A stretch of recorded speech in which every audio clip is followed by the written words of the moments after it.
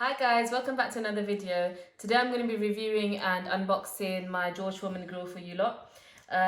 It cooks everything: meat, fish, vegetables, toasties, sandwiches, anything you like really. And it's easy to clean with non-stick coated plates. It's ready to cook indicator, so basically when it's ready to cook it goes green and red. And then it's got a adjustable rear foot for flat or angled cooking, so that's at the bottom here. And then it's perfect fit drip tray, slides and clips into place. So there's a tray for any greasy stuff. So if you're cooking meat or kebabs or anything greasy, all the fat will drop into the tray.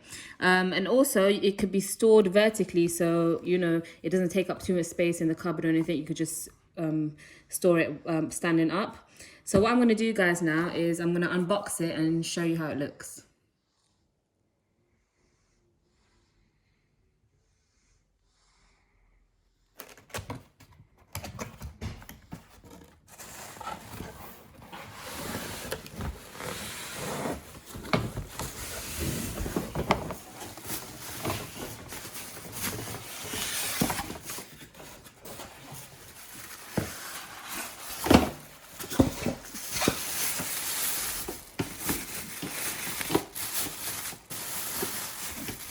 So guys, I've unboxed it.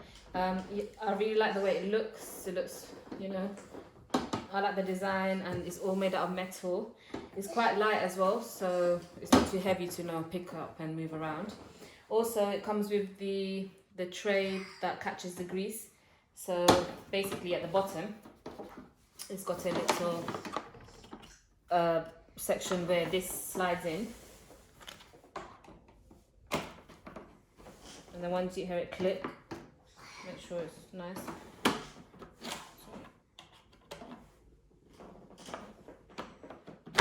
There you go. So that slides in. So when we're grilling, like, I don't know, kebabs and whatever it is, all the grease will fall down here. So that, saves you from cleaning up your worktops and any sort of mess.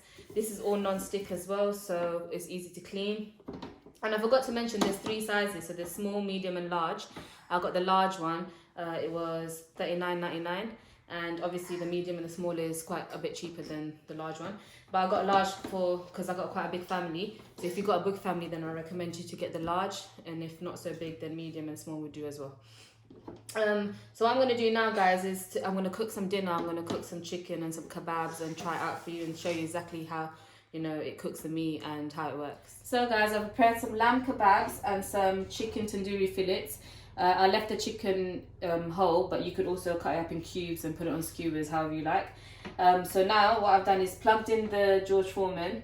I'm going to turn it on, lift it up, and I'm just going to wait for it to heat up a bit. It should heat up quite fast. And then I'm going to place these kebabs on like that. Don't forget, we don't need any oil, because the meat already has a lot of fat in it, which will cook it.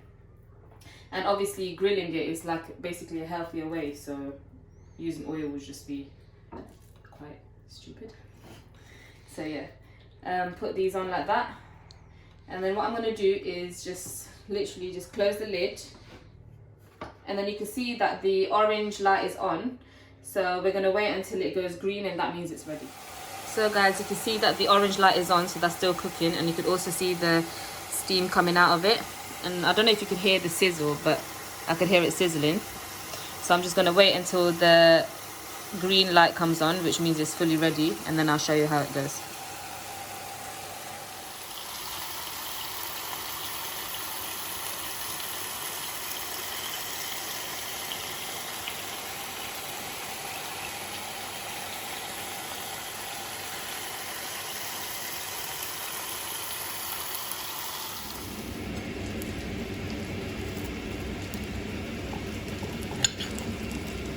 So you can see that's fully cooked through. So yeah, I'm really happy with that. Now I'm going to put the chicken on and see if it cooks through as well. Wow.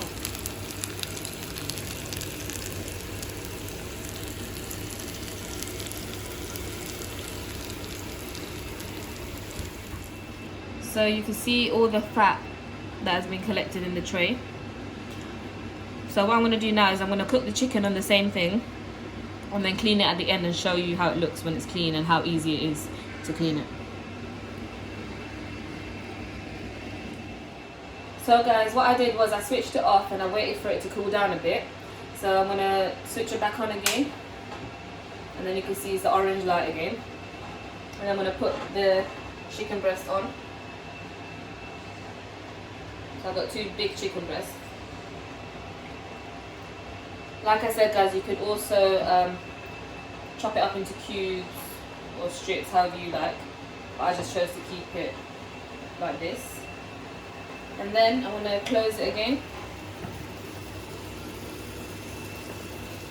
So guys, after like another 5 minutes, the chicken was ready, but I decided to leave it on for around 10 to 15 minutes because the mixture I put on wasn't cooked. So to make sure it was fully cooked, I left it on for 10 to 15 minutes. And I'm going to take it out now on the plate, and I'm going to cut it through the middle like I did with the kebabs and check if it's cooked through.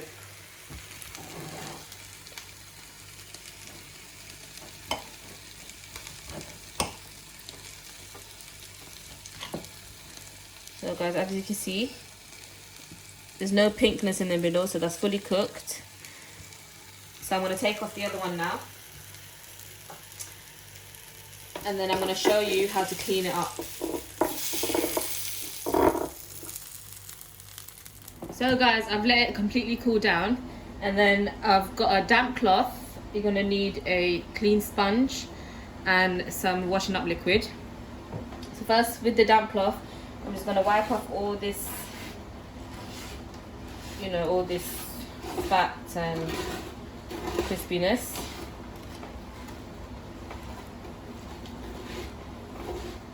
Wipe that all off, let it drop in the tray below.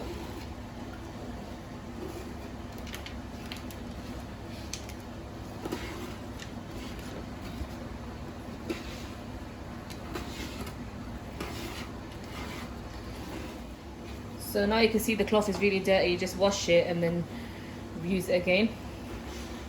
So guys, always remember to use a hot cloth, so with hot water, or another way to do it is turn the grill on and spray the water onto the surface, and then close it like you would do to cook, and then leave on for a few minutes, and then all this hard, you know, all the fat and all that will be easy to come off.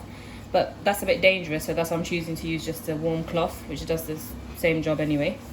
So now once that's nicely wiped, what I'm going to do is just put a little bit of liquid on, washing up liquid, just a little bit, and then damp my sponge, and then just give it a little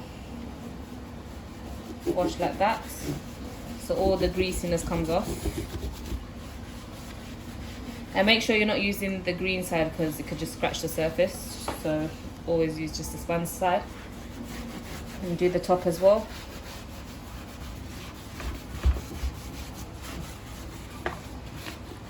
And then once that's done nicely, I'm going to go in with the hot cloth again, give it a wipe, and then that should be done. So guys, you can see that it's nice and clean now. After the liquid, I wiped it off again with the hot cloth.